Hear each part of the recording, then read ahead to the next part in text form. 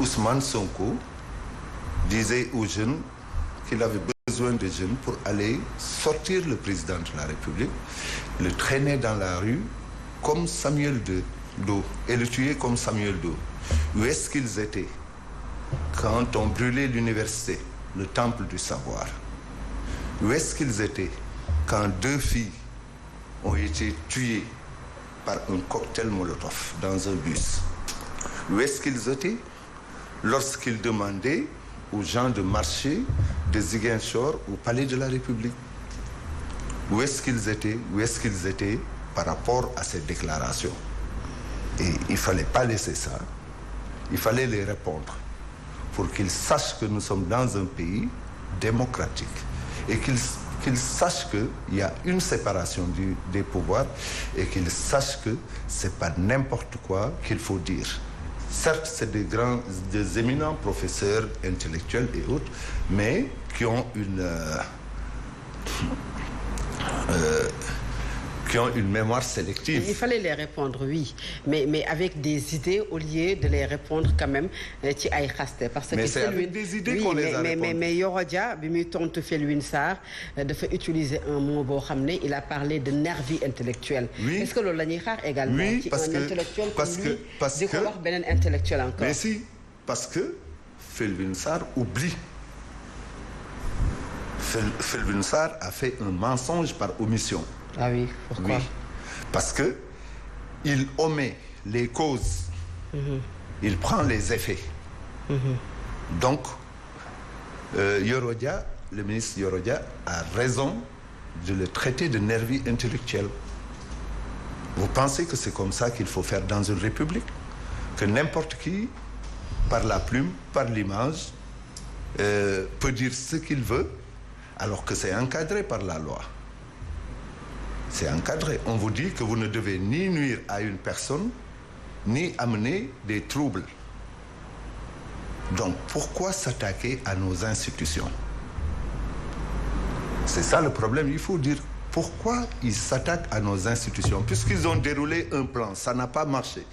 Le deuxième plan, c'était de faire parler des gens, des intellectuels. Ça n'a pas marché. Maintenant, ce qu'on fait, c'est de la manipulation dans les stades.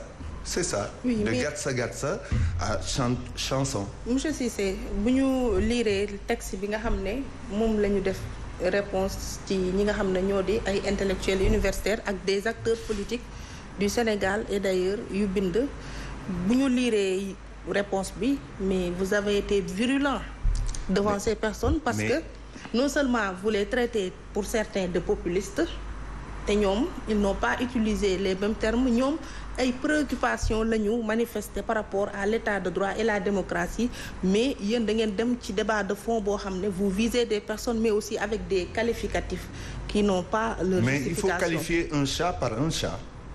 Qu'est-ce que vous voulez qu'on dise? Qu'on les traite de rois ou autres? Des intellectuels mais que vous qualifiez de populistes. Attendez. D'ailleurs, vous les accusez même des fossoyeurs de la République. Qu'est-ce que vous voulez qu'on les traite? Ce sont des fossoyeurs de la République. En quoi? Mais parce qu'ils sont en train de saboter et nos institutions et le président de la République et notre commun vouloir de vivre. Vous savez, en démocratie, la justice, c'est notre contrat moral. Maintenant, si des intellectuels qui se disent éminents intellectuels se transforment en nervis, c'est leur problème. Oui. Vous les qualifiez de nervis? Mais bien sûr, ils sont des nervis de la plume. D'accord.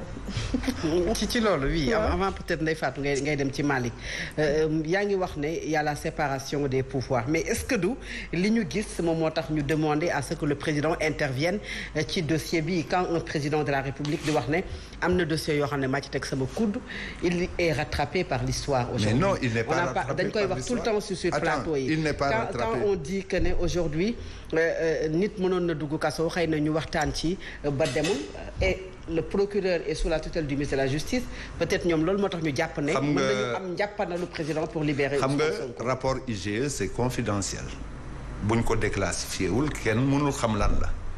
le président li bi muy wax ay rapport IGE lay wax parce que moom rek moo ko mën a jàllale keneen mënul ko jàllale donc il faut pas que ñu def confusion de genre ce que le procureur président dane dossier judiciaire yëpp du yëpp nga bàyyi mu jàll am na yoo xam ne attends xam nga président bi muy wax ci rapport IGE la doon wax ne am na yoo xam ni moom moo ko téye mais rapport bu war am aboutissement quand même ci yegg ci justice boo ko téewee c'est un dossier judiciaire mais non c'est pas un dossier judiciaire parce que àggagul ci justice lui seul a la prérogative de transmettre les rapports de l'IGE à la justice au procureur donc àggul foofu mais bu fekkee dañu bëgg a jël moom li mu wax ñu bëgg ko teg naan ser daf ko histoire daf ko rattrapé c'est tout faux parce que lii quand le procureur a agi et que le dossier est allé chez un juge d'instruction le président ne peut pas donner des instructions à un juge d'instruction il peut pas parce que dugg na ci loxo magistrat instructeur parce que kooku c'est un magistrat de siège Kële c'est un magistrat debout qui est rattaché le procureur est rattaché au ministre de la justice comme dans tous les pays d'ailleurs personne ne peut me citer un pays où le procureur n'est pas rattaché au ministère de la justice même dans la plus grande démocratie dont on dit aux États-Unis mais l'attorney général est rattaché au ministre de la justice. Mais là-bas, les pouvoirs du procureur sont limités. Non, les pouvoirs du procureur sont les pouvoirs du procureur ne sont pas limités aux États-Unis. Le procureur a un bureau avec ses agents, les agents fédéraux qui font le job. Le procureur a beaucoup plus de pouvoir aux États-Unis qu'au Sénégal. Si un procureur se permet de prendre ça, c'est un autre d'accuser. Débat. Aux États-Unis, ce sont les juges qui ont le pouvoir. Non, les procureurs. Si le procureur peut amener Donald Trump en instruction... C'est un juge? Non, c'est le procureur, une procureure.